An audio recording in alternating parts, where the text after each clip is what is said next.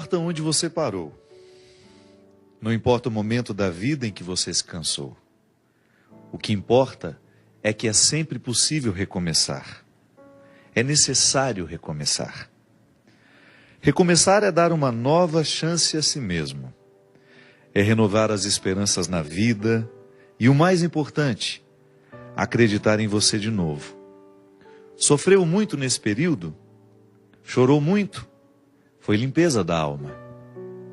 Ficou com raiva das pessoas? Foi para perdoá-las um dia. Sentiu-se só por diversas vezes? É porque fechaste a porta até para os anjos. Acreditou que tudo estava perdido? Era o início da tua melhora. Pois é, agora é hora de reiniciar, de pensar na luz, de encontrar prazer nas coisas simples de novo. Que tal um corte de cabelo arrojado, diferente? Um novo curso? Ou aquele velho desejo de aprender a pintar, desenhar, dominar o computador, ou qualquer outra coisa? Olha, quanto desafio! Olha quanta coisa nova nesse mundo de meu Deus te esperando. Tá te sentindo sozinho? Besteira? Tem tanta gente que você afastou com seu período de isolamento. Tem tanta gente esperando apenas um sorriso teu para chegar perto. Quando nos trancamos na tristeza, nem nós mesmos nos suportamos. Ficamos horríveis. O mau humor vai comendo o nosso fígado até a boca ficar amarga. Recomeçar. Hoje é um bom dia para começar novos desafios. Onde você quer chegar? Ir alto? Sonhe alto. Queira o melhor do melhor. Queira coisas boas para a vida. Pensando assim, trazemos para nós aquilo que desejamos. Se pensamos pequeno, coisas pequenas teremos. Já se desejamos fortemente o melhor e principalmente lutarmos pelo melhor, o melhor vai se instalar na nossa vida. E é hoje o dia da faxina mental. Joga fora tudo que te prende ao passado, ao mundinho de coisas tristes, fotos, peças de roupa, papel de bala, ingressos de cinema, bilhetes de viagens e toda aquela tranqueira que guardamos quando nos julgamos apaixonados. Jogue tudo fora, mas principalmente esvazie seu coração. Fique pronto para a vida, para encontrar de novo o amor. Lembre-se, somos apaixonáveis. Somos sempre capazes de amar e ser amados. Amar muitas vezes, muitas pessoas. Afinal de contas, nós somos o amor. Porque sou do tamanho daquilo que vejo e não do tamanho da minha altura. É com muita alegria e com esse poema, que eu não sei, na verdade não é um poema, um texto, encontrei na internet outro dia, achei muito simples, mas ele tão direto, tão capaz de realmente nos dizer coisas simples, que às vezes nós já estamos até acostumados a ouvir. Eu gosto sempre de dizer que às vezes a palavra que transforma a nossa vida não é a palavra ordinária, é aquela palavra ordinária dita no momento certo e da maneira certa. Porque às vezes nós já escutamos isso muitas vezes. Um texto motivador, como tantas vezes você já teve a oportunidade de ter contato no Facebook, ou alguém te lhe dizendo, um e-mail que você recebeu. Autores desconhecidos, né? Porque esses textos às vezes chegam assinados pelo Drummond de Andrade, mas não foi ele que escreveu.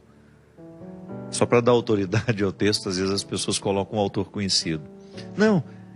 É um texto que qualquer pessoa poderia ter escrito no momento em que ela pensou a própria vida, a dinâmica da própria vida. Mesmo que você não seja um literato, é possível que você já tenha pensado tudo isso ali. Mas de repente aquela palavra dita no momento certo, quando você escuta aquilo no momento correto, ela tem um poder transformador sobre nós impressionante. Sobretudo porque nós estamos vivendo ainda o impacto de uma tragédia que entristeceu muito o país. Eu confesso para você que naquele momento em que eu soube da morte do nosso candidato à presidência, Eduardo Campos, e aqui eu gostaria até de retirar o fato dele ser um candidato à presidência. Não me importa se você votaria nele, se você tinha alguma simpatia pelo jeito dele ser político. Eu não evoco aqui o homem público. Eu evoco o ser humano que morreu ali. E não foi só ele. Aquelas 7 pessoas que estavam ali dentro daquele voo, decolando do Rio de Janeiro para um compromisso em Santos. Como a vida daquelas pessoas foi ceifada de maneira tão trágica, de maneira tão inesperada. Os elementos da tragédia todos aglutinados naquilo ali. Um acidente tão cruel que não dava para reconhecer a matéria que as famílias esperavam para velar, porque a morte pede um ritual. A crueldade em todos os seus detalhes. Que a gente que já perdeu alguém que a gente ama, a gente sabe como é necessário receber aquele corpo e sepultá-lo com dignidade, porque só ali a gente começa a organizar um luto. Por isso é tão difícil para aquelas pessoas que perdem entes queridos e nunca mais têm a oportunidade de sepultá-las, como num desastre aéreo, como aquele acidente trágico da TAM, no aeroporto de Congonhas, ou aquele avião que saiu do Brasil com direção à França, caiu no oceano, nunca mais encontramos aquelas pessoas. Esse avião da Malásia, você ter de conviver com uma ausência, sem você ter tido a oportunidade de sepultar aquela pessoa que você amava, é como se não fechasse o ciclo dos acontecimentos. Volto a dizer, a morte pede ritual. Diante daquela tragédia, dessas pessoas que morreram, sem dúvida, de uma maneira tão bruta que nos faz pensar que morreram antes da hora, né? Porque a imprudência, o erro que a gente comete, a escolha errada. Eu só sei que aquele fato me fez pensar muito sobre o nosso conceito de urgência. Eu tenho muitos amigos que trabalham muito, que trabalham demais. Tantas vezes eu me vi nesse ritmo acelerado, não me permitindo ficar meia hora, um pouquinho a mais no aeroporto, esperando o tempo abrir, melhorar as condições. Tenho amigos que morreram também em acidentes e depois a gente ficou sabendo, por causa de uma imprudência, de querer chegar pontualmente, de não querer desmarcar aquele compromisso, ainda que tudo esteja dizendo, ainda que tudo seja desfavorável. É tão cruel quando a gente percebe que as estruturas que estão organizando a nossa vida estão nos retirando da capacidade de decidir com sabedoria o que realmente importa. Essa faxina que o escritor desconhecido nos propõe, com esse texto se chama Recomeçar, serve para nós nesse momento em que, ao olharmos para a morte do outro, pensamos a nossa. Na filosofia a gente aprende que a única forma que a gente tem de experimentar a morte, antes de morrer, é claro, né? Porque a morte é o acontecimento que nós vamos, de fato, saber o que é morrer, é no momento que a gente morre. Não há uma outra forma de experimentar a morte pessoal, senão morrendo. Então, como isso vai ser o ato definitivo, eu antecipo essa experiência quando eu olho para aqueles que morrem ao meu lado. Por isso é tão doído. Ainda que a gente não conhecesse o Eduardo Campos, aquelas pessoas que estavam com ele, por que aquilo nos comove tanto e a gente quer saber o que aconteceu, como foi que aquilo se deu? Porque de alguma forma nós nos olhamos naquelas pessoas que se foram. É uma maneira que eu tenho, que você tem, de olhar para a sua morte, é naquele que morre. É um impacto sobre nós.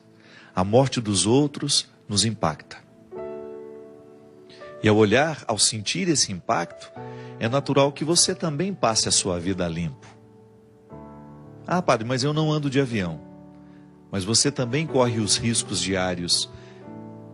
A vida é perigosa, ela é sempre perigosa. Viver é perigoso, como dizia Guimarães Rosa, na introdução do seu Grande Sertão Veredas. Viver é perigoso. É sempre uma peleja, é sempre uma luta diária para a gente sobreviver. Eu vou atravessar a rua, eu corro risco de ser atropelado. Eu vou pegar um carro, vou para a estrada, eu corro risco de sofrer um acidente. Tudo é perigoso. Mas eu não falo desse perigo que você... Não é para virar uma neurose em nós isso. A gente precisa viver com a boa fé, né?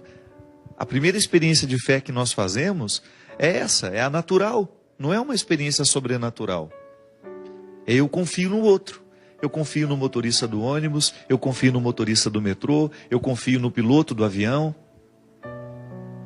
eu confio no padeiro, não é? Porque em nenhum momento você vai comprar um pão desconfiando que ele colocou um veneno no pão, que ele envenenou aquela massa e que ele quer matar todo mundo naquele dia. Nós confiamos nas pessoas. Você abre um pote de doce e você come, não passa pela sua cabeça a possibilidade daquele doce estar envenenado. Faz parte da boa fé. É a fé mais natural que nós experimentamos na vida, que é aquela que lhe dá condições de sair na direção do colo da sua mãe, quando você ainda não sabe andar, e dar os primeiros passos. Essa fé que nos encaminha e que nos faz viver a vida sem neurose. Claro, tem gente que precisa até se tratar, né? Há um determinado momento da vida que tem tanto medo de morrer. Geralmente quando a gente está vivendo um momento muito bom da vida, as pessoas costumam desenvolver essa fobia, o medo da morte. Então depois precisa administrar até com medicamentos, para voltar a viver com naturalidade. Mas essa faxina, ela ultrapassa essas realidades cotidianas. Ela entra lá no mais profundo do sentido da nossa vida. É lá onde a gente precisa retirar os excessos, para que a gente tenha condições de extrair o que realmente importa. Porque todos nós queremos ser felizes. Às vezes não somos felizes é por causa das escolhas erradas que a gente faz. E quando eu falo de felicidade, eu não estou falando de ausência de problemas. Essa é utópica, essa não existe. Eu estou falando da possibilidade de nós vivermos confortáveis em nós. De você olhar para a vida que você está vivendo e você ficar satisfeito com o resultado que você está tendo. Isso é possível. A nossa vocação é essa. Não é ter uma vida extraordinária. Porque às vezes a gente olha para as pessoas famosas, né? A gente fala, nossa, que vida extraordinária deve ter aquela pessoa. Nada. Quando ela chega em casa, quando ela está a sós com ela, com as pessoas que fazem parte do mundo dela, aquilo é absolutamente ordinário como a vida de todo mundo. Os palcos não são eternos. Aquele astro do cinema que você vê brilhando na tela, olha o que aconteceu com ele. Um homem que ganhou Oscar, um homem que ganhou inúmeros prêmios ao longo da sua vida e de repente não consegue administrar a infelicidade do momento, ou não soube administrar o sair de cena, porque isso também é perigoso. Ninguém está livre de perder o sentido da vida. Aí a gente olha para uma tragédia como essa, não é que nós vamos instrumentalizar o sofrimento do outro para atribuir sentido à nossa vida. Mas uma tragédia como essa não pode ser em vão. Ela já é tão cruel, naturalmente, quando você olha para ela, ela já é tão cruel que alguma coisa a gente precisa extrair daquilo ali. Algum significado a gente precisa ver naquilo tudo. E eu particularmente penso que pode ser para mim e para você uma oportunidade de nós revermos o que estamos fazendo na nossa vida. Às vezes a gente corre demais, às vezes a gente se expõe a um contexto de tanta necessidade, que a gente acaba morrendo antes da hora. Talvez esteja numa época em que as pessoas estejamos vivendo uma época em que as pessoas precisarão simplificar as suas vidas. Tamanha a complexidade do mundo. O mundo é cada vez mais complexo, minha gente. Porque quanto mais ele facilita a nossa vida, mais complexo ele fica. Porque ele gera possibilidades. Um mundo que oferece muitas possibilidades ao ser humano de deslocamento, possibilidades de conhecimento, de entretenimento, ele vai ficando cada vez mais complexo. Não é um mundo simples que nós tínhamos há 100 anos atrás, onde você tinha, para fazer uma viagem para chegar na Europa, você levava 10, 12 dias de navio. Hoje não, 8 horas de avião você está lá. Você pousa em Portugal. Essas facilidades complexificam a nossa vida. Porque quanto mais a gente pode, mais complexo a gente fica. E quando somos muito complexos, a gente se perde no contexto das escolhas, a gente tem dificuldade de encontrar o que é essencial. Porque aquele que pode muito, ele corre o sério risco de não escolher o que ele realmente precisa. Porque entre aquilo que a gente pode e entre aquilo que a gente realmente precisa, há uma distância muito grande. E só a sabedoria nos faz reconhecer, no meio de tudo isso que eu posso, o que realmente preciso. É aí que eu digo que precisamos fazer a faxina. Por causa dos excessos que fazem parte de nós. São muitos os excessos que nós alimentamos como prioridade, como algo inadiável, como pegar um avião no momento em que o tempo está ruim, ou tentar pousar no momento em que as situações são desfavoráveis. Quem dera a gente pudesse mudar o destino daquele jato, né? Continua, piloto, vai até São Paulo, pousa no aeroporto seguro. Quantas vezes eu precisei, nas minhas viagens, fazer pousos arriscados porque a gente precisava chegar?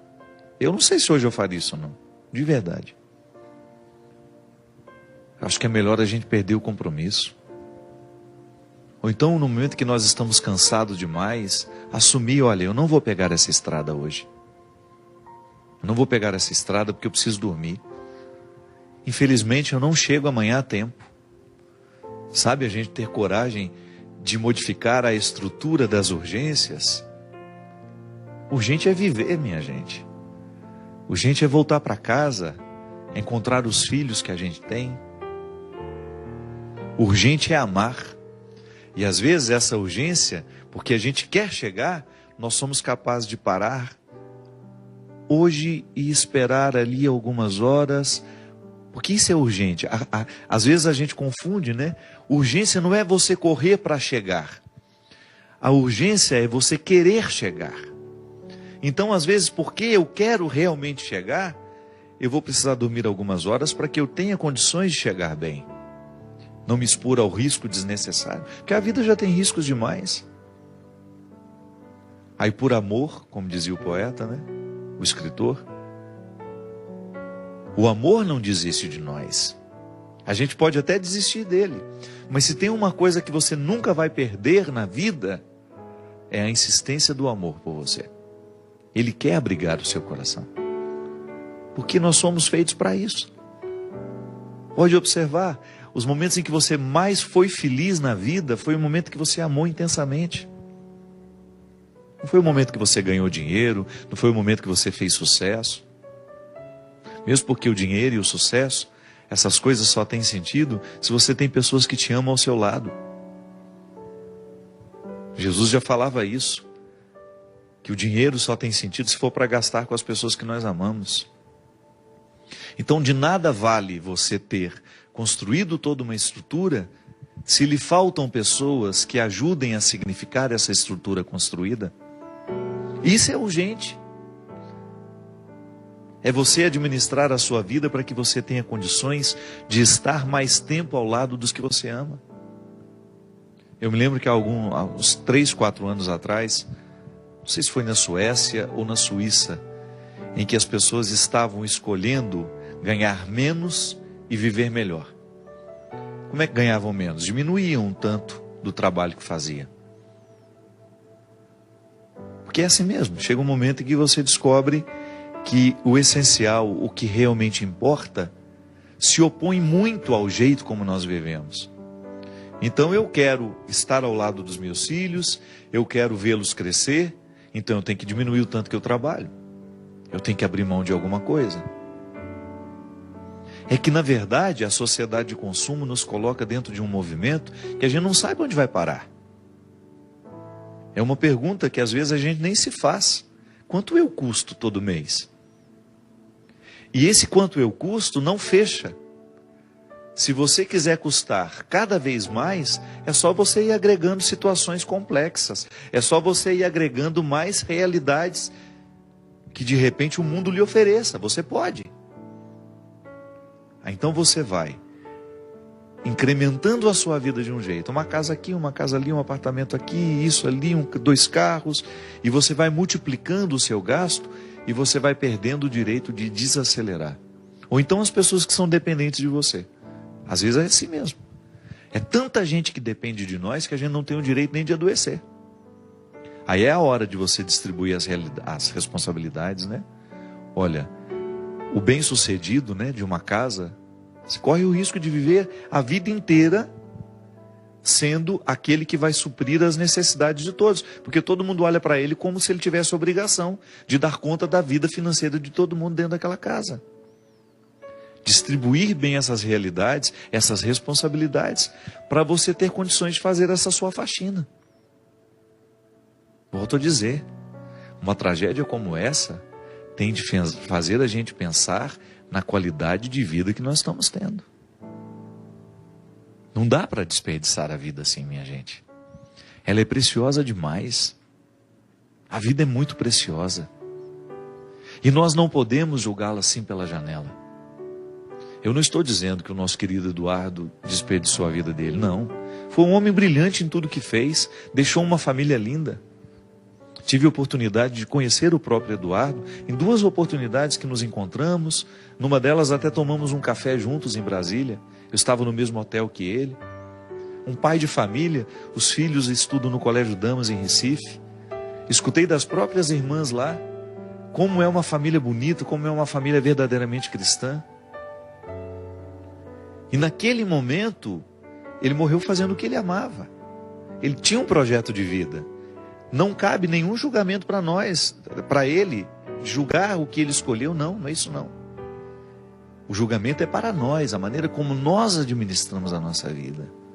Porque nós não temos como mexer no destino dele, na história que ele viveu, na maneira como ele morreu. Quem dera nós pudéssemos voltar o tempo, como se a gente rebobinasse um filme e disséssemos a ele lá no aeroporto do Rio de Janeiro: não decole, meu filho, descanse hoje.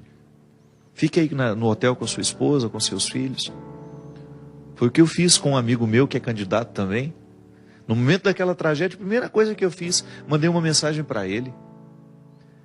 É possível que você esteja sofrendo também hoje, porque a sua escolha é parecida com a dele. Eu acho que tanto a Dilma, o Aécio, eles devem ter sentido ali no coração deles. Gente, poderia ter sido comigo o que aconteceu com o Eduardo. Fiz questão de mandar para o meu amigo: olha, se você puder, para a sua agenda aí uns 2, 3 dias. Porque eu sei que no cansaço dessa correria que eles vivem, às vezes falta a oportunidade, né, do desacelerar, de nos colocar ao lado das pessoas que nós amamos. Eu não me canso de pensar sobre isso, minha gente. O melhor lugar do mundo é um só. É aquele que nos dá a oportunidade de estarmos ao lado das pessoas que nós amamos. Faça isso com você. Faça essa faxina.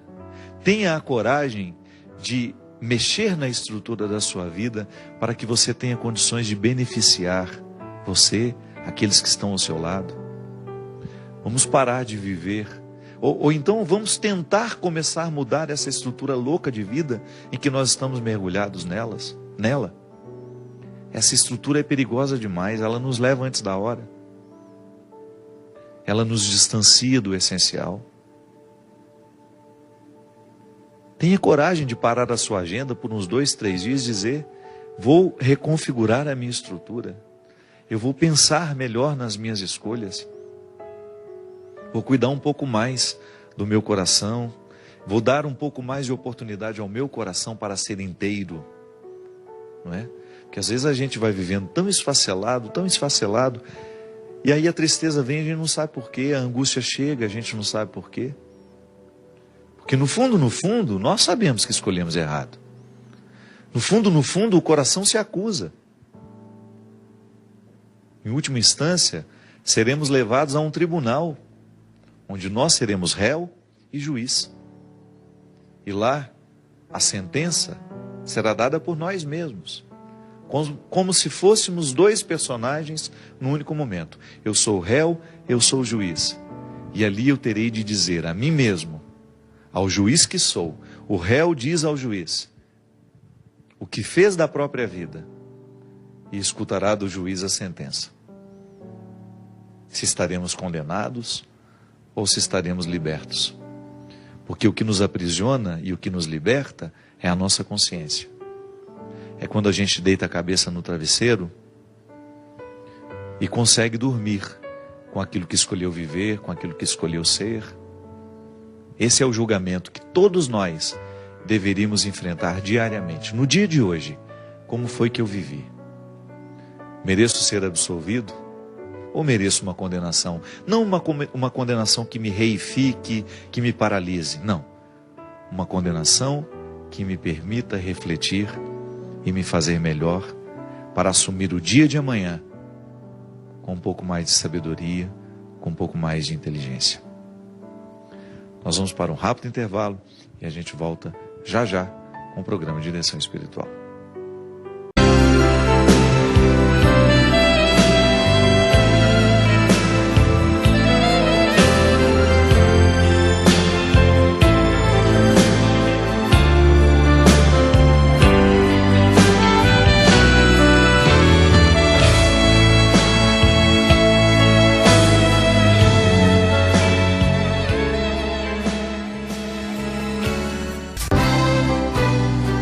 Todas as gerações me proclamarão bem-aventurada.